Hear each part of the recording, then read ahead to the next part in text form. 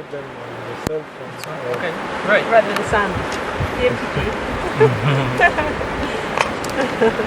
Sand is lost. Okay, that's the first one. The second one? Etia. We can have a Well, we are in the beach El Doradillo near Puerto Madryn with the brilliant professor and researcher Elizabeth Jefferies from University of York, and we will anticipate the lectures we will upload in these days. Now we will present the top 10 of the lectures we assist.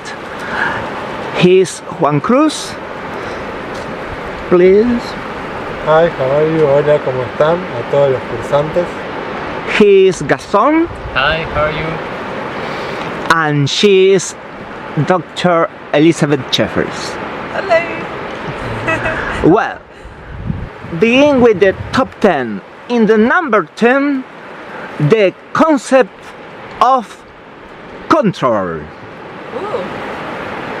Okay, well the concept of control is a very important concept, so I'm not sure it should be number 10. That's okay. Control is how we change what we retrieve. So when we control our memory, we can produce different information from the information that we would normally naturally produce more automatically. We tend to think of the most dominant concepts, but with control we can produce more flexible patterns of retrieval.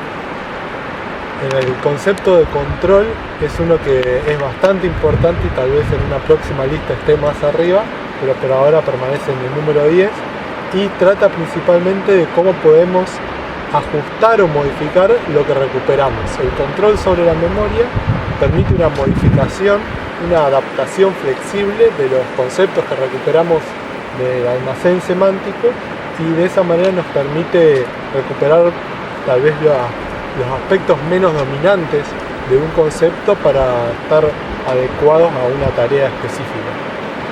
Well, maybe it will be a surprise because in the top 10, in the number 10, appeared the concept of control alone, but maybe in a better position will appear control of X by X an interval. In the number 9 appear a surprise in the cerebral cortex, posterior medial temporal gyrus. My favourite region. The PMTG, as it's familiarly known, is a lovely brain area towards the back of the temporal lobe, which is fascinating because it's important for heteromodal semantic processing, but it shows a dissociation from the anterior part of the temporal lobe because it responds more to tasks with high control demands.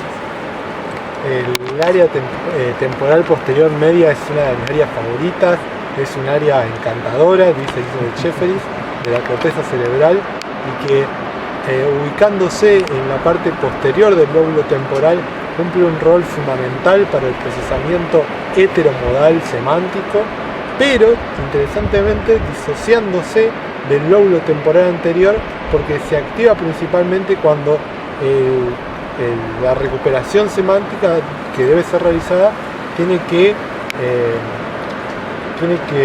llevarse a cabo bajo un alto nivel de control.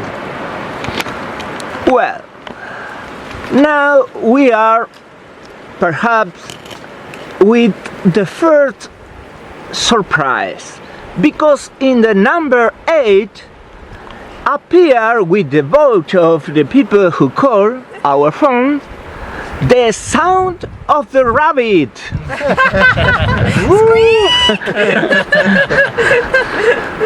Will be explained by the top researcher of the world, Elizabeth Jefferies. So when you have a concept of a rabbit, you need to use all of your different modalities to form your concept. And you know what the rabbit looks like and you know what it feels like, but do you know what it sounds like?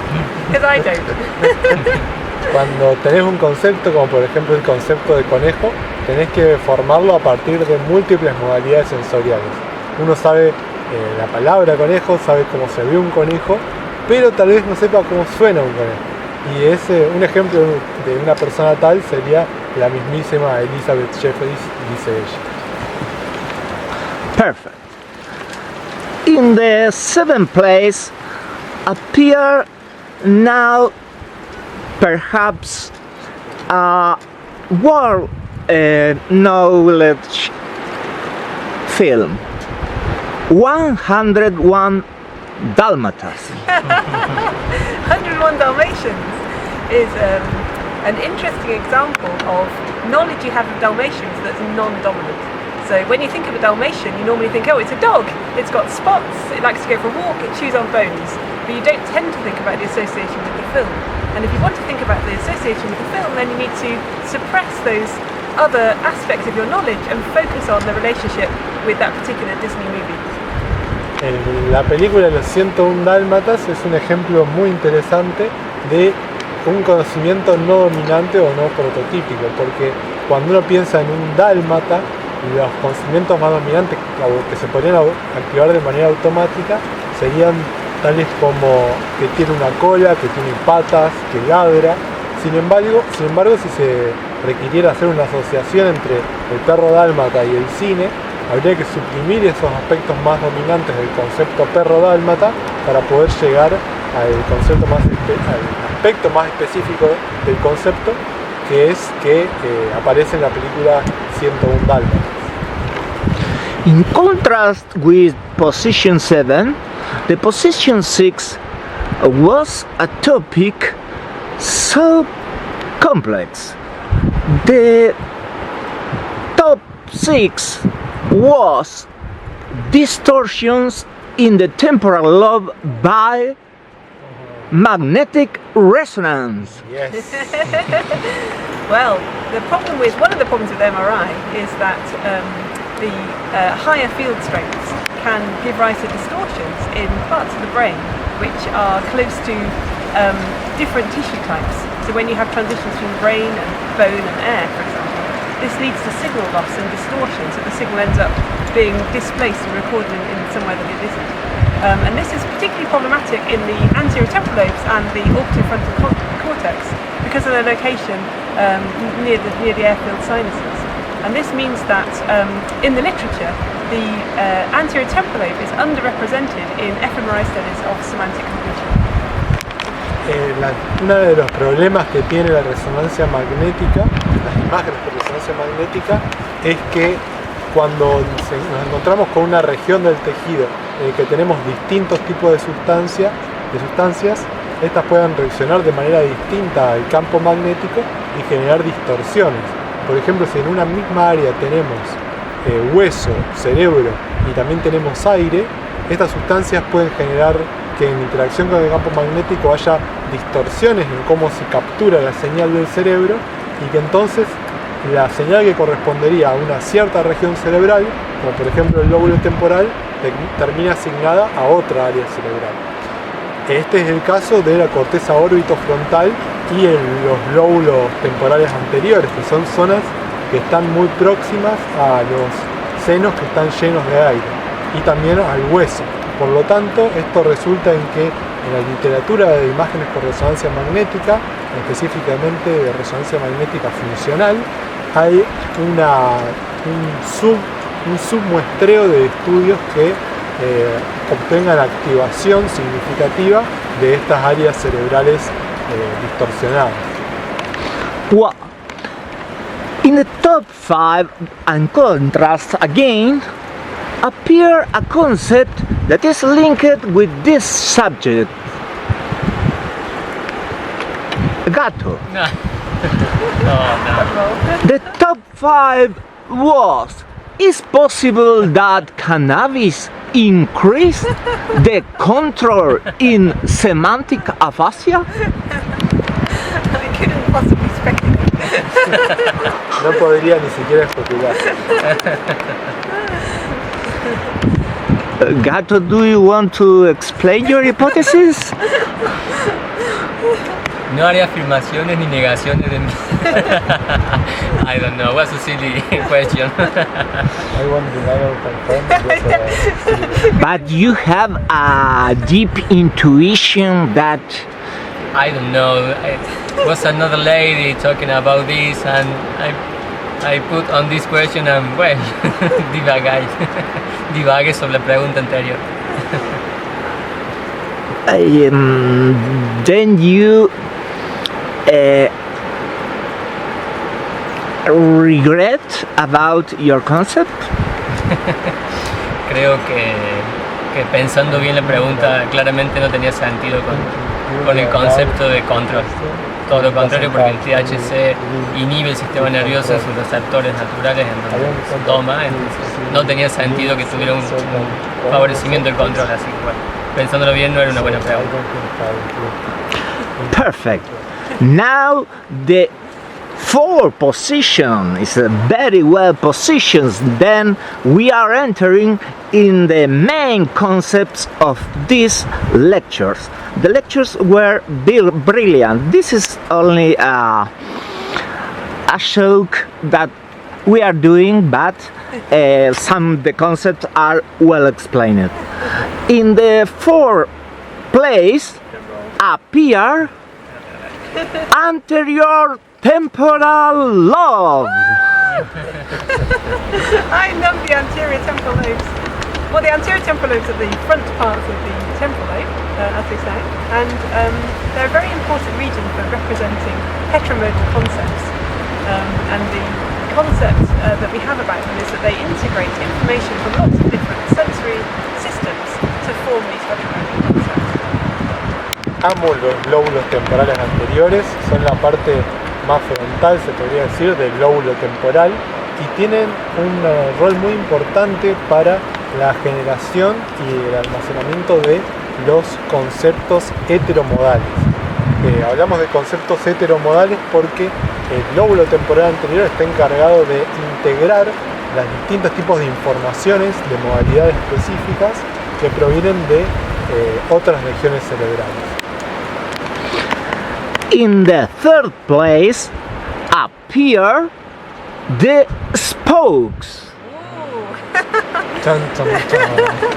So the spokes refer to the parts of the semantic representation which are not in the anterior temporal lobes, and they're normally thought of as being primary sensory and motor representations. For example, in the visual cortex, auditory cortex, and motor cortex.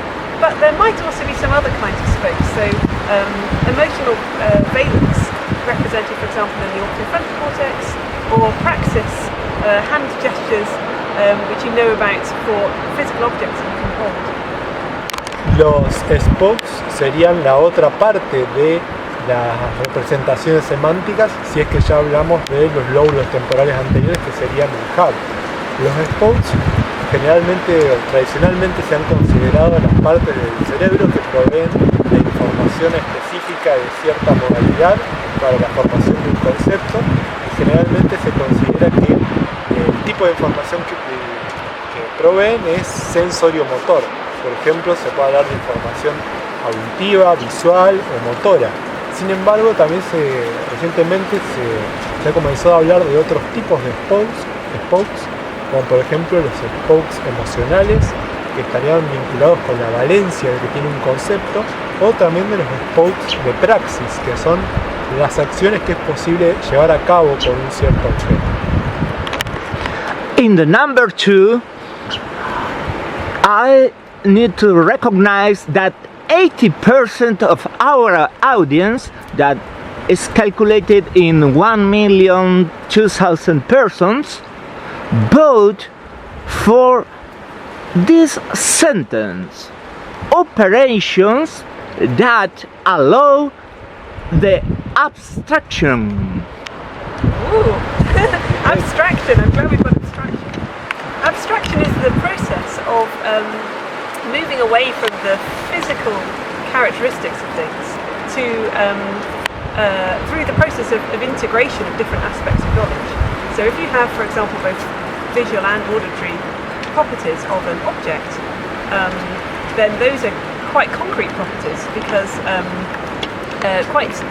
things with quite different meanings might have similar sounds or similar appearances.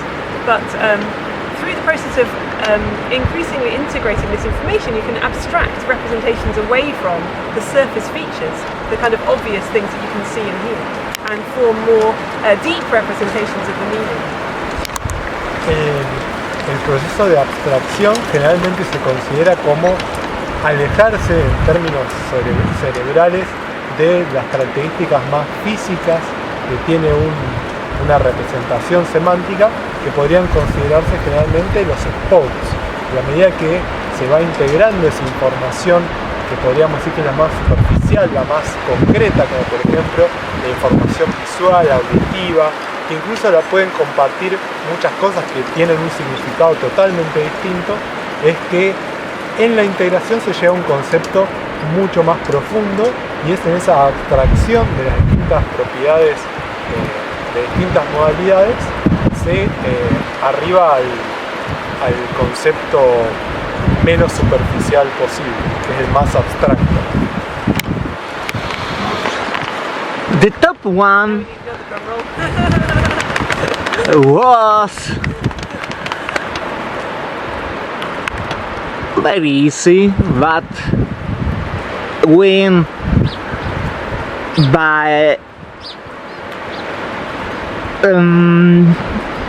5 votes. Close. The first was Elizabeth Jefferies. Elizabeth Jefferies. A concept. The concept of Elizabeth Jefferies. How would you explain? I'm not sure that I'm a concept, I'm an actual person. You have unisensorial. I suppose I have concrete features and, in your mind there might be an abstraction of me, so in that sense I'm a concept as well.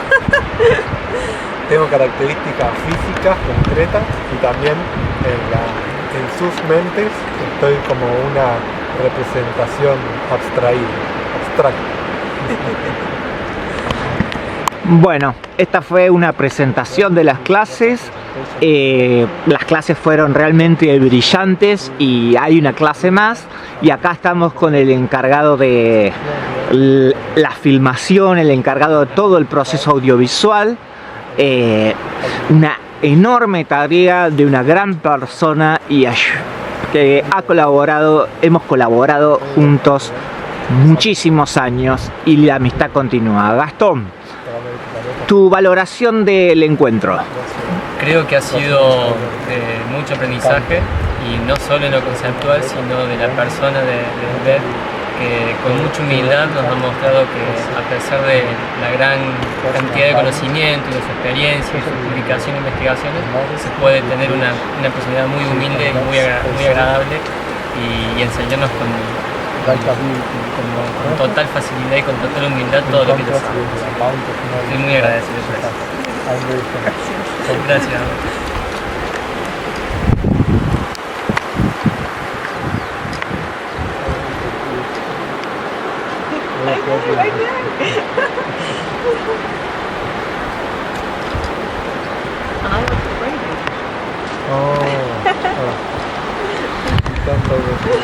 Now there is a rejection of the ranking because the concept of a gradient have appeared by 3,000 votes that come from York. Then gradient. Oh, we're very interested at the moment in how we can understand the organisation of semantic cognition along a gradient which runs from heteromodal features at one end to unimodal features at the other end. And the idea of the hub and spokes model is perhaps an example of this gradient. Actualmente estamos muy interesados en cómo está organizada la cognición semántica en el cerebro, con la estructura de un gradiente, teniendo de un lado del gradiente las características unimodales de un concepto y del otro lado del gradiente las características heteromodales del concepto o de los conceptos. siendo un ejemplo de este tipo de estructura la que está representada por el modelo de Hub and Spokes.